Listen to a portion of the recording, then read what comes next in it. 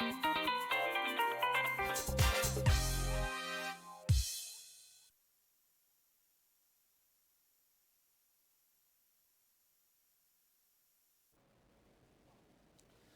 안녕하십니까. 깡세클럽 강재훈입니다. 전일 국내 증시 생각보다는 약했다 이렇게 표현을 해야 될 것 같은데 시장에서 수급적인 부분에서 외국인과 기관의 쌍끌이 매수가 이어지는 모습을 보여줬습니다. 다만 시장에서 규모 자체가 좀 작았다라는 부분이 있었고 시장에서 이제 삼성전자와 하이닉스 이쪽에서가 상당히 좀 강하게 움직이는 모습을 잘 나타내주긴 했었지만 이제 언택트 쪽에서 네이버라든지 그리고 LG화학 이런 쪽에서가 좀 하락이 나타나면서 지수 자체가 강하게 움직이지는 못했다됩니다.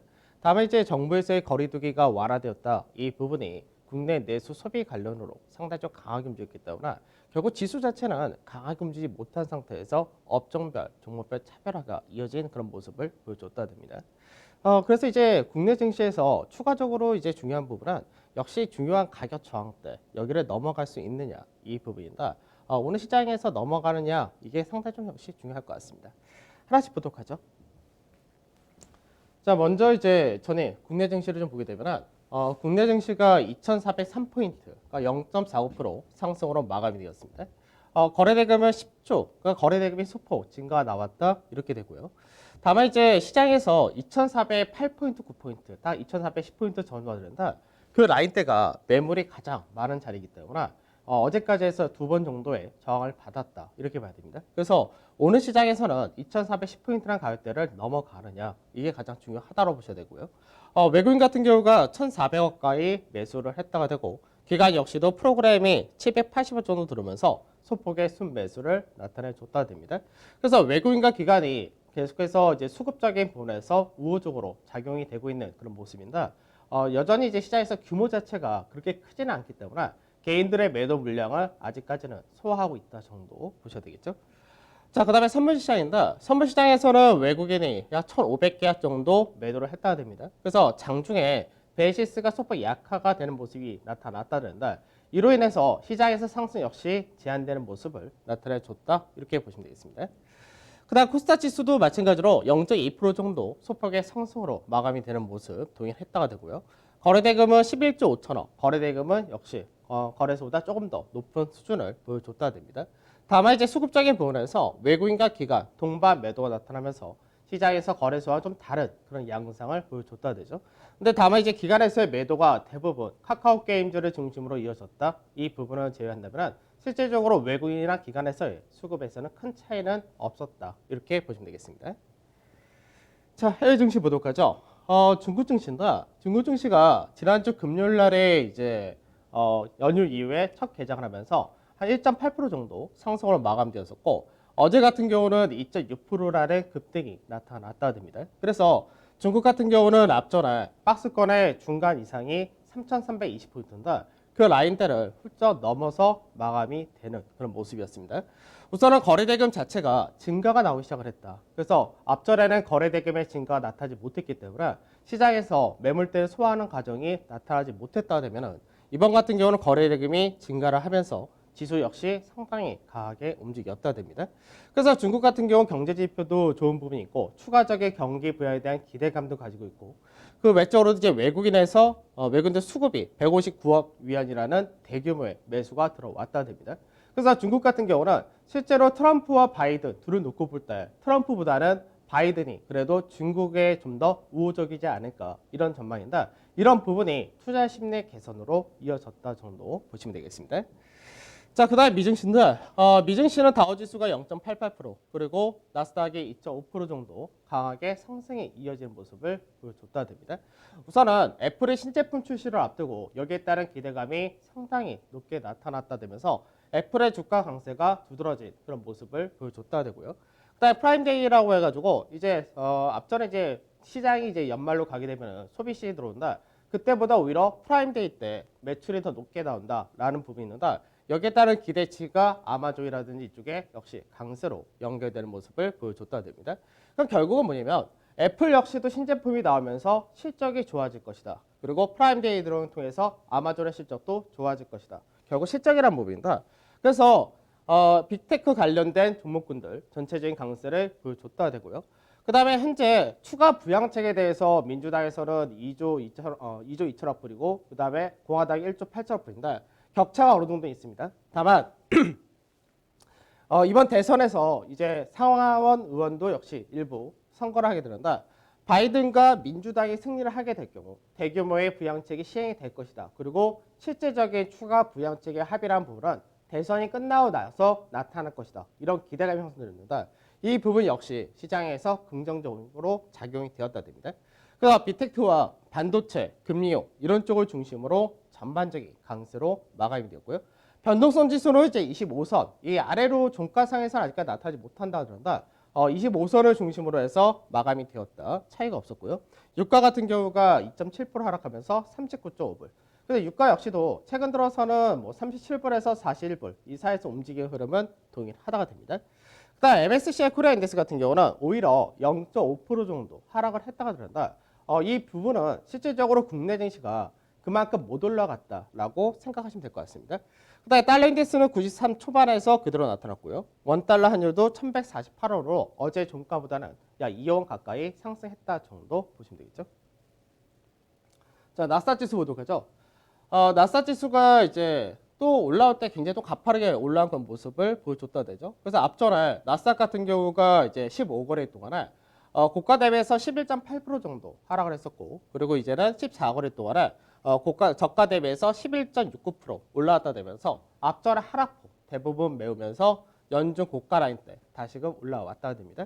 그래서 나스닥 같은 경우는 시장에서 추세 전환하고 박스권 돌파하고 박스권 기본 마디폭 거의 다 뽑았기 때문에 기본 마디는 다 뽑았다 됩니다. 그래서 기본 마디가 뽑혔으니까 여기서부터 하락이 세게 떨어진다라고 얘기를 할 수가 없는 부분이 지금 시장에서 이 반등이 여기까지 이어진 동안에는 빅테크보다는 그 외적인 쪽에서가 시장을 끌고 올라왔었고 어제 같은 경우는 빅테크가 중심이 되면서 올라왔다 되기 때문에 실제로 미증시에서 앞전 같은 경우는 빅테크 중심으로 강세 띄고 빅테크가 조정을 받으면서 전체적인 조정이 커지고 이런 과정이 있었지만 지금 현재는 빅테크뿐만 아니라 움직이는 종목군들이 많다는 거죠. 그래서 시장에서 기본 마디폭은 나왔다 되지만 여기서 추가적으로 강하게 꺾인다 라기보다는 숨고르기 정도의 매물 소화 정도를 하지 않을까 이렇게 전망이 됩니다. 자, 나스닥 지수도 마찬가지죠. 그림은 좀 틀리다 이렇게 되는데 나스닥 지수, S&P 지수 같은 경우는 N자형 하락을 보내줬고 그 다음에 반등 지지 상승하면서 역회된 쇼트 패턴으로 추세 전환을 나타냈다 독일하게 되는데 S&P도 마찬가지로 직전 고가 라인 때 다 왔다 됩니다. 그래서 S&P가 9.6% 정도 하락했다가 이제 9.2% 정도 올라왔기 때문에 마찬가지로 기본 마디폭은 다 뽑았다 정도로 생각하시면 될 것 같고 여기서 이제 하나 더 마디를 더 뽑아줄 거냐라는 부분은 어느 정도 숨고르기가 나타난 다음에 나오지 않을까 그렇게 전망이 됩니다. 자, MSCI 코리아 인덱스 보도록 하죠. 나스닥이라든지 S&P 같은 경우는 상승을 강하게 했다던가 MSCI 코리아 인덱스 같은 경우는 오히려 0.5% 하락을 했다 되죠. 그럼 무슨 차이가 있냐면 시장에서 실질적으로 MSCI 코리아 인덱스 같은 경우는 박스권의 상단, 연중 고가를 먼저 돌파가 나왔던 그런 케이스였는데 국내 증시가 여기에 따라가지 못했다가 됩니다. 그러다 보니까 국내 증시가 연휴 기간 동안에 MSCI 코리아 인덱스가 상승이 나왔던 폭만큼 올라가지 못했다 이런 부분도 있고 환율 효과에 따라서 먼저 강하게 움직였다라는 부분도 있습니다. 그래서 MSCI 코리아 인덱스 같은 경우는 여기서 지지 테스트를 한번 받으러 내려올 거냐 이 정도가 나오지 않을까 싶고 내려온다 하더라도 결국은 상단 자리 돌파 지지 상승 형태 동일하기 때문에 결과적으로는 국내 증시를 비롯해서 MSCI 코리아 인덱스 이쪽에서는 상승 추세가 그대로 이어진다 정도 보시면 되겠습니다. 자, 전일시장 보도록 하죠. 전일시장에서 가장 특징적인 부분은 국내 이제 코로나 거리두기 이 부분이 완화되었다는 부분입니다. 그에 따라서 이제 국내에서 소비 관련된 쪽이 상당히 강한 흐름을 보여줬다 됩니다. 사실 소비 관련된 쪽이라든지 코로나 관련된 피해주들 이런 쪽이 대표적으로 움직였다는데 이들 같은 경우는 그동안 시장에서 모멘텀이 없었기 때문에 주가 역시가 대부분 바닥권에서 움직이고 있었던 그런 케이스였는데 실제 역시 3분기까지는 볼 게 없다가 되겠죠. 다만 코로나가 어느 정도 진정이 된다면 내년에는 실적 개선폭이 상당히 크게 나타날 수 있다라는 기대치를 가지고 있는데 이제 어제 같은 경우는 그쪽이 대부분 강세에 뛰었다 됩니다. 그래서 내수 유통 쪽에서가 전체적인 강세를 다 나타내줬고요. 의료 쪽 역시 상승을 보여줬고, 그러면서 이제 그 외적으로 이제 영화관이라든지 이런 컨택트 관련 쪽도 다 강세를 보였다. 이렇게 보시면 되겠습니다. 그 외로는 이제 IT 쪽에서가 하이닉스가 이제 3% 정도 강세되고, 삼성전자가 이제 64,400원 이런 자리대까지 올라왔다 되고, 그리고 이제 은행이라든지 증권 약간 배당 관련이기도 하고, 항공 역시도 상당히 강한 흐름을 보여줬다 정도 보시면 되겠습니다. 반면에 인터넷이라든지 이제 LG 화학을 중심한 2차 전지, 그리고 철강, 지난주 많이 올랐던 자동차라든지 이런 쪽에서는 소폭의 하락으로 나타나면서 업종별 차별화가 나타난 모습을 보여줬다 됩니다. 자, 수급 바로 보도록 하죠.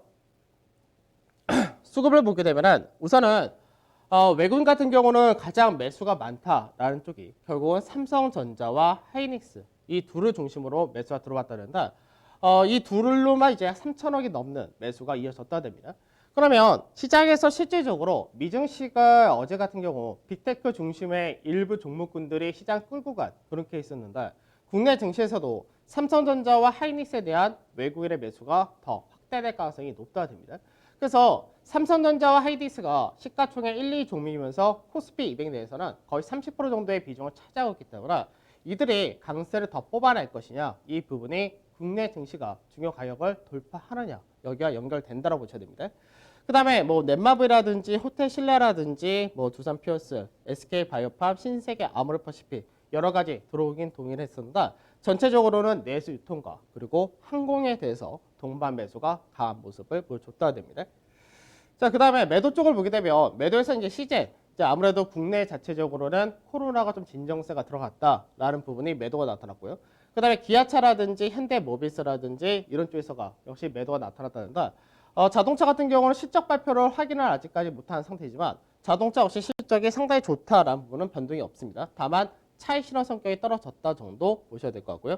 롯데케미칼이라든지 포스코 그리고 삼성 SDI 같은 이런 쪽도 역시 매도가 나타났다 정도 보시면 되겠습니다. 기관에서의 수급을 보게 되면 기관도 역시 비슷하죠. 삼성전자와 하이닉스 여기를 가장 많이 매수를 했고, 그 다음에 KB금융 그리고 우리 하나금융 같은 은행주에 대해서 매수가 들어왔다 됩니다. 그래서 실질적으로 이제 배당 투자가 조금 이른감이 없지 않아 있지만 배당 투자 관련해서도 들어온다 이런 것도 있는데, 은행 같은 경우는 3분기 실적이 무난하다 이런 케이스이기 때문에 실적은 무난한데 주가는 바닥권에서 올라오지 못한 그런 케이스이기 때문에 그에 따른 매수가 이어진다 정도 보시면 될 것 같습니다. 그 외적으로는 편의점이라든지 강원랜드 카지노 이런 내수 관련 역시 동일하다가 됩니다. 근데 매도를 보게 되면 매도에서는 이제 카카오게임즈가 보유의 수가 해지된다라는 부분이 있다 보니까 거기에 따라서 기관에서의 매도가 상당히 크게 출회된 모습을 보여줬다 되고요. 네이버, 카카오 같은 경우는 대표적인 언택트 관련주인데 실적 비율을 아직까지 발표하는 데까지 시간이 좀 많이 남은 상태에서 이쪽에 대해서 역시 동반 매도 확대된 모습. 그리고 이제 LG화학이 실적 발표를 했었는데 LG화학의 실적은 예상치를 크게 상회한 결과를 보여줬다 되지만 역시 매도 물량이 나타났고요. 현대차라든지 LG전자 마찬가지 동일한 케이스로 출회가 되었다라고 보시면 되겠습니다. 그러니까 지금 현재 시장에서 프로그램 쪽에서 특히 금융투자라든지 나중에 배당 투자가 들어온다 했을 때는 기관에서 매수가 상당히 강하게 들어올 수 있다 이렇게 되는데, 아직까지는 그 부분이 시기상으로 좀 이르다 보니까 한쪽을 사게 되면 한쪽을 파는 과정이 이어진다 정도 이렇게 보셔야 되겠죠. 자, 어제 LG화학 잠깐 보도록 하죠. LG화학 같은 경우가 실적을 먼저 보도록 하겠습니다. 실적을 보게 되면 시장에서 컨센서스가 이제 3분기 매출 같은 경우가 81조 정도, 8조 1천억 정도가 되고, 그 다음에 영업이익 같은 경우가 실제로 7천억 정도 나타났다 됩니다. 그러면 문제가 뭐냐면 시장에서 매출을 봤을 때는 실제로는 7조 5천억 정도의 매출을 발표를 했기 때문에 매출을 볼 때는 오히려 시장에서 컨센서스보다 낮았다라는 부분이 있고요. 반면에 영업이익을 보게 되면 영업이익이 약 7,100억 정도 전망했었는데 영업이익은 9천억이 넘는 영업이익이 나타났기 때문에 실제로 약 26% 정도의 어닝 서프라이즈가 나타났다 됩니다. 그러면 LG화학 같은 경우가 이 실적이 대부분 어디서 나타나느냐 이 부분이다. 결과적으로 얘기하면 매출 증가가 생각보다 작았다. 그런데 실적이 좋았다. 이게 화학 쪽에서 대부분 나타났다 됩니다. 그래서 LG화학의 특성을 생각을 해볼 필요가 있는데, LG화학이 앞전에 2분기에 실적 발표를 하고 나서 굉장히 주가가 강하게 올라갔던 이 시기를 좀 생각을 해봐야 되겠죠. 그래서 차트를 보게 되면 이때가 이제 시장에서 굉장히 가파르게 올라갔을 때가 결국 뭐였냐면 배터리 사업에서가 시장에서 엄청난 어닝 서프라이즈를 나타내 줬다가 됩니다. 즉 LG화학은 기초화학 쪽에서의 실적이 잘 나왔다 해서 올라갔던 케이스가 아니라 배터리 쪽에서가 실적의 예상을 서프라이즈하면서 그 부분이 앞으로의 성장성을 부과시킨 그런 케이스가 들어간다. 이 구간대에서 오히려 빠졌다가 올라왔던 현재 구간에 왔었을 때 추가적인 실적이 나왔는데 배터리 부분보다는 오히려 시장에서 화학 쪽, 기초화학 쪽에서 실제 나왔던 부분이 LG화학에 대해서 그렇게 모멘텀을 주지는 못했다. 이렇게 봐야 되겠죠. 그럼 차트상으로 봐도 맞춰야 된다. 차트상에서 보면은 고가 대비해서 약 20% 정도 빠졌었습니다. 그리고 나서 반등이 13% 정도 나타나면서 하락폭의 절반 정도, 한 61.8% 정도의 반등이 나타났다 되는데 반등이 나타나면서 66만 7천에서 70만 원짜리대 이 라인대가 앞전에 가장 매물이 많았던 자리 중에 하나가 됩니다. 그래서 결과적으로 이제 LG화학이 이 라인대에서 매물 소화하고 위로 갈 거냐 아니면 여기서 배터리 사업에 대한 우려감이 증폭이 되면서 떨어질 거냐 그 위치에 왔다라고 보셔야 되기 때문에 LG화학 같은 경우는 이 추세 라인대 여기를 지켜주느냐가 상당히 중요합니다. 그래서 이 라인대를 지켜주는 과정이 나타난다면은 숨고르기 이후에 다시금 상승 쪽에 무게를 실른다든가 그러지 못하다 되면은 다시 한번 저점 자리대를 내려올 가능성이 높다. 이렇게 보셔야 되겠죠. 그리고 이제 현대차 코나 관련해서 화재 건에 대해서 국토부에서 배터리 셀 쪽에서 문제가 있다. 이 부분이 있는데 사실 자동차 업종을 여기서 잠깐 생각해야 될 부분이 자동차 영업이익률이 두 자릿수를 넘기기 어려운 이유 중에 하나가 충당금 설정이라는 부분이 있습니다. 그래서 배터리사가 앞으로 전기차 시장에서 배터리를 굉장히 규모가 크기 때문에 배터리를 판매를 할 때 배터리 쪽에서 문제 생기는 거에 대한 일정 부분의 충당금을 앞으로 설정할 수도 있다는 부분이 될 수 있는데 그 부분이 사실 배터리 회사들이 앞으로 계속해서 성장을 하는 데 있어서 걸림돌 될 수 있는 그런 부분이기 때문에 코나 관련된 이슈가 어떻게 해소를 하느냐 이 부분도 당분간은 제한적인 흐름이 될 가능성이 높다 이렇게 보셔야 되겠습니다. 자, 종합주가지수 한번 다시 보도록 하죠. 종합주가지수 앞서도 얘기했듯이 시장에서 가장 매물이 많은 자리대가 2410포인트 전후가 됩니다. 그래서 이 가격대를 시장에서 지난주 목요일 만기일 날도 저항으로 인식했고 어제도 역시 마찬가지로 동일하게 저항으로 인식을 했다 됩니다. 그래서 상단 자리대를 넘어가느냐 이 부분인데 여기를 넘기게 되면은 2445포인트 전후까지는 실질적으로 매물은 크지 않다가 된다라고 말씀드렸는데 이 라인대를 어떻게 넘어가고 소화하느냐 이 정도의 차이다라고 보셔야 되겠죠. 특히나 시장에서 지금 보게 되면 7개월 연속해서 상승을 했다가 됩니다. 그래서 매일 상승은 상승인데 어떤 상승이냐면 시장 자체에서 가파르게 올라가는 그런 상승이 아니라 상승과 조정을 장중에 받아가면서 올라가는 그런 형태를 띈다 그러는데 이런 형태가 나타날 때는 사실 시장에서 가파르게 움직인다라기보다는 움직일 것으로 예상되는 업종이나 종목군을 잡고 유지를 하는 것이 더 좋은 전략이 될 수 있는가. 실질적인 수급을 보게 되면 수급에서가 지금 현재 개인들이 약 7거래 동안 지속적으로 매도를 한다가 되죠. 그래서 개인 같은 경우로 약 1조 7천 정도를 매도를 했다가 됩니다. 그래서 시장에서 최근 들어서 7개월 동안의 상승이라는 부분은 개인이 아닌 외국인과 기관이 끌어올린 그런 상승이라는 거죠. 다만 시장에서 그동안의 서양 자체가 개인들이 시장을 끌고 올라갔었고 개인들의 매수세가 시장의 세기를 더 가파르게 만들어줬었기 때문에 어느 정도 개인들이 시장에 대한 우려감, 미 대서이라든지 국내 자체적으로 양도세라든지 여기에 따른 우려감이 완화되는 구간이 언제부터 시작될 거냐 이 부분이 중요합니다. 그래서 대체적으로 개인 투자자분들은 시장에서 지수 자체가 신고가를 넘어간다 됐을 때 오히려 더 적극적으로 움직이는 그런 성향을 가지고 있기 때문에 지수 자체가 위를 넘어가느냐가 상당히 중요하다가 될 겁니다.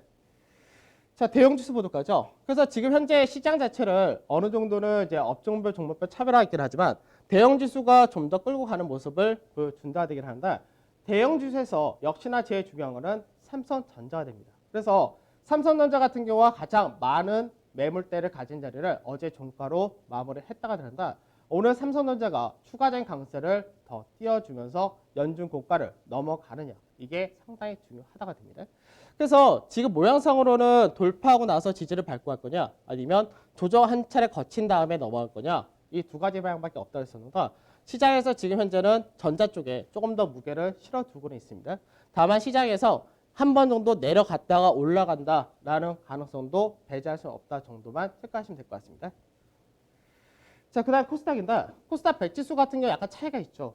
코스닥 100지수 같은 경우 보게 되면 시장에서 지금 현재 마찬가지로 매물대에 들어왔다라는 부분 동일한데 이 부분이 오히려 매물이 가장 많은 자리에 들어왔다 됩니다. 그래서 거래소 같은 경우는 가장 매물이 많은 자리대에 마지막 구간에 들어왔다면 코스닥 100 종목 이런 쪽에서는 오히려 가장 매물이 많은 자리대에 들어왔기 때문에 거래 대금이 큰 폭의 증가가 나오거나 추가적인 모멘텀이 필요하다 정도 체크하시면 되겠습니다.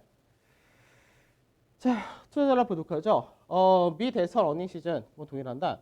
지금 바이든이나 민주당 상원이 승리할 것이다. 기대치는 동일하고요. 바이든 관련돼서 친환경 자유무주의, 대규모 재정 정책 다 동일하고 현재 어닝 시즌까지 봤을 때는 대부분의 실적들이 시장에서의 기대치를 다 상회한 흐름을 보여준다 됩니다. 근데 이게 어떤 의미를 가지냐면 종목별로는 선방했으니까 차익실에 나올 수 있다. 이렇게 된다 하더라도 시장 전체적으로는 3분기 코스피에 대한 영업이익 자체가 시장에서 예상치보다 더 넘어가는 호시적이기 때문에 밸류라든지 국내 기업들의 실적 그 이후의 전망까지도 상당히 긍정적이다. 이렇게 보시면 되겠습니다. 그래서 지수는 밴드는 동일합니다. 2360에서 2450 동일하고 코스닥은 위아래 변동 둘 다 열어두셔야 되고 그 다음에 이제 시장에서 이제 관심 종목에서 반도체 중심의 IT, 자동차도 동일하게 가는데 여기서 배당주, 은행주들 약간은 선침의 관점에서도 생각 좀 하셔야 될 것 같고요. 그 다음에 애플 관련주 같은 경우는 단기적으로 역시 보셔야 될 것 같습니다. 그 다음에 납폭과대 철강이나 조선, 건설 다 동일한다. 철강은 철강 자체의 모멘텀이 좀 들어와 있고 조선 같은 경우도 4분기 수주에 대한 기대감이 더 확대되는 구간에 들어왔다 됩니다. 반면에 2차 전지 대형과 인터넷 대형은 우선은 당분간은 중립 정도로 배제하는 쪽이 좋다. 이렇게 보셔야 될 것 같습니다. 자, 오늘도 크게 어렵지는 않을 것 같은데 가장 시장에서 중요한 매물대 라인을 돌파하느냐 이 정도가 되지 않을까 싶습니다. 오늘도 성공 투자하시고 저는 내일 차례 뵙도록 하겠습니다. 감사합니다.